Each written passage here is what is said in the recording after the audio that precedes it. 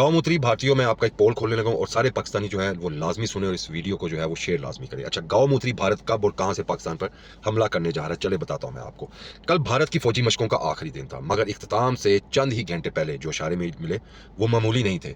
यानी कि जो मेट्रो वाला धमाका हुआ, बहुत क्लियर ये बात है कि भारत फॉल्स फ्लैग ऑपरेशन की तैयारी मुकम्मल कर चुका है। जी हाँ, वही पुराना भारतीय अरबा, पहले खुद हमला करो फिर इल्ज़ाम पाकिस्तान पर लगा दो।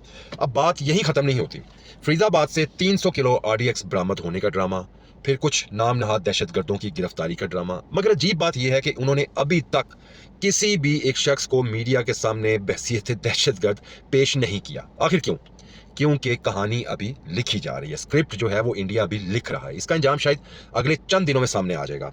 अच्छा, और अब आते हैं सबसे चौंका देने वाले इंकशाफात की तरफ। ठीक ना, इंकशाफात इस हवाले से कि अमरीकी वाइट हाउस के अंदरूनी ज़राए और बरतानवी वजारत खारजा के बयानात में वही इशारे छुपे हैं जिन्हें देखकर लगता है कि भारत किसी बड़ी कार्रवाई के करीब पहुंच चुका है। मैदान कहाँ लगेगा? सरहद पार, लाइन ऑफ कंट्रोल पर, या फिर किसी फॉल्स फ्लैग हमले के जरिए पाकिस्तान को घेरने की कोशिश? एक बात तय है, फिजा में बारूद की बू फैल चुकी है और भारत का इरादा पुरअमन हरगिज नहीं लगता। अब सवाल ये नहीं कि कब, बल्कि ये है कि पाकिस्तान तैयार है उस खेल के लिए जो भारत खेलने जा रहा है।